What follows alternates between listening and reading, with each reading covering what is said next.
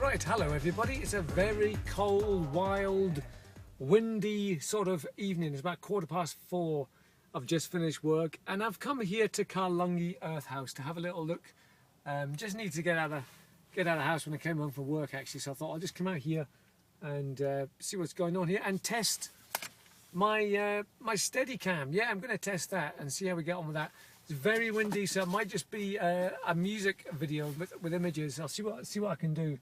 It's quite bright. I've got a nice light out there, so it's going to be all right. I think I'll put my shades on because it's going to be windy. So here we go. And as always, please enjoy the video. Oh, we have a disaster, folks. It's broken. Oh no, Steadicam has broken, folks. I haven't even got going yet, and it's just snapped off. Obviously that hot glue's not good enough, so, oh, for heaven's sake. Disaster. Oh well.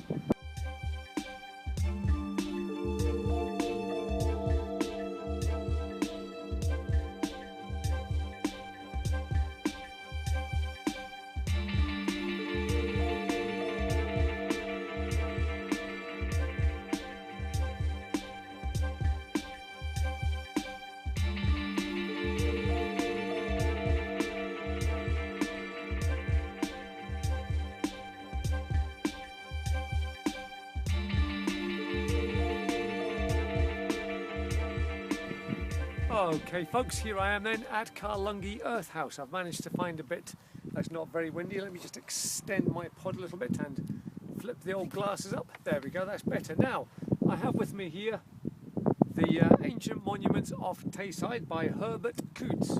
Now, what he says here about souterrains is, oops, I'm ever so sorry about that. What he says about souterrains is that is basically a long curving walled passage built underground. Its floor is rather clumsily paved with flagstones, and its walls are constructed of large rounded boulders surmounted by smaller boulders and split flagstones. So let's see if he's right about this, shall we? Well, as you can see, the floors are rather clumsily paved, I suppose, but I suppose in those days, you know, they didn't really have anything to measure and get it all very accurate. But as you can see, you know, it's just like crazy paving really.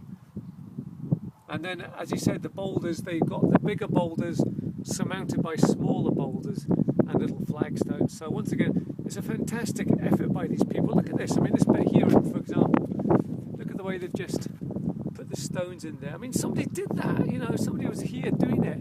It's fantastic. So there we go. Right, he also says that the entrance was a sloping passageway. Well, he actually says entry was gained through a narrow sloping passage, the junction of which, oh, it's too windy, stay here. Can't read, god damn it. Oh, for heaven's sake, the SPiS stick's falling and everything. It's a disaster here, it really is. Okay, where are we going? Entry was gained through it. We'll start that again, right? For goodness sake. Right, here it is. This is it. Entry was gained through a narrow sloping passage, the junction of which with the main passage is usually marked by a flagstone doorway. Towards its end, the main passage often splays out slightly to form a terminal bulge. A terminal bulge. I suppose this is the terminal bulge that I'm in then. There we go, look. So basically, as he said, just come through the doorway there.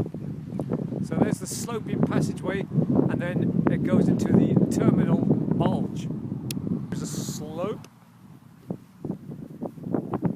and then this will be the terminal bulge just here. Right, there's a very narrow passage here. Look at this. Wow, this is cool.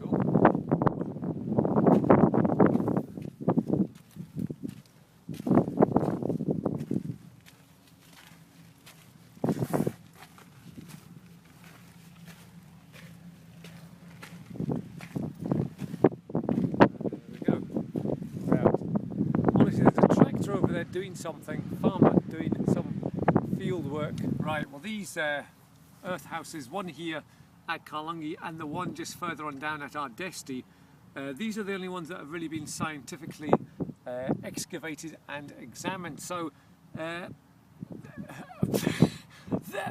Herbert the man here, he says everything seems to point to them having been used as buyers. So a buyer is just like I don't know, was that sort of food in a stable sort of place to keep food really. Buyers for livestock and also perhaps for storage purposes. I'm quoting from the book here. Datable material from the Sutrin suggests that most of them were in use sometime during the first 3 centuries AD. At Ardesti and Carlungie, evidence was found of the continued occupation of the sites after the Sutrins had fallen into disuse. Right, so what do we take from that then? Well, basically this was used as a storage area for food and animals. They didn't find any human remains here, so that kind of tells us that they didn't stay here. They just used it and then moved on. Don't know where their dwellings were actually, so excellent. Oh, here's some more fungi. Look at that, little sort of orange ones. Let's see what they are. Excellent.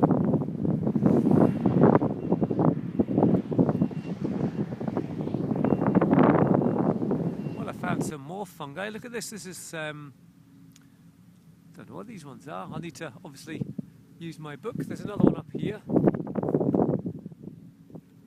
And there's some more. Wow, there's loads of them here.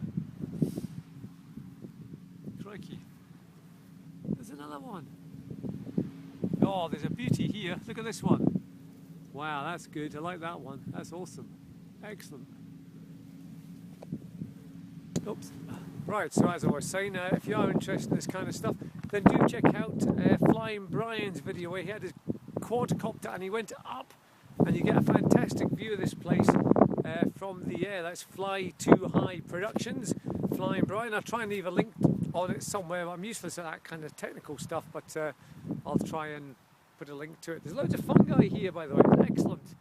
There's some more up here. Wow, this is turning into another fungi sort of expedition. But as you can see, it is. I think this one's actually better than Ardesti. It's better preserved. It's actually bigger and it's got more to kind of look at and see. I do think it's a little bit nicer actually. This is just some more footage as we walk down the passageway. The sun's given me some nice light here, I must say. It's been quite good. Once again, look at this fantastic stonework. The big boulders and then the smaller stones put on top. So I've been distracted by some more fungi here. They all look to be similar. Wow, there's a nice crop up here as well. Ooh, like them ones, what are they?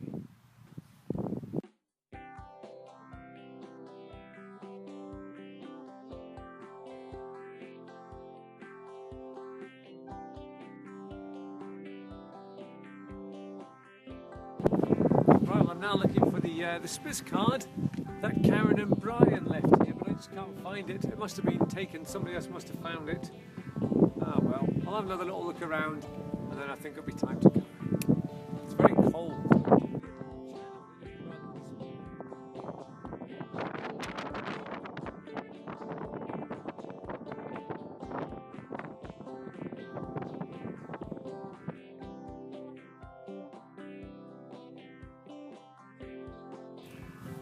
I must say my favourite part of this earth house is this little passageway here.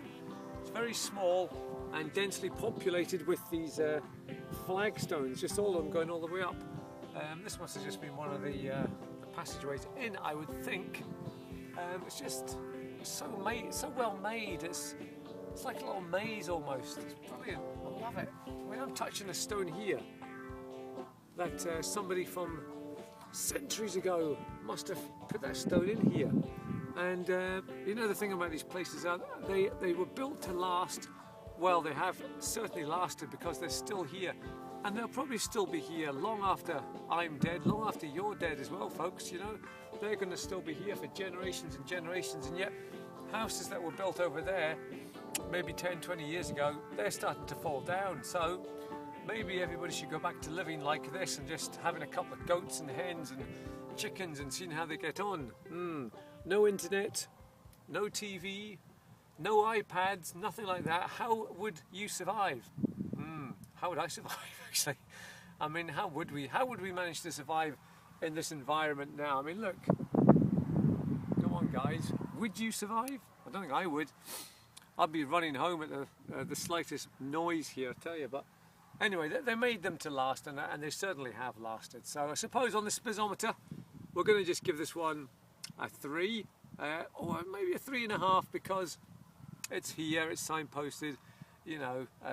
But I just love it, and it was good to get out the house and just do a quick little SPiS for you chaps. So once again, I thank you for watching, and there'll probably be some more stuff happening later on tonight. So I'll just upload this one first of all, and then we'll see what happens. I thank you.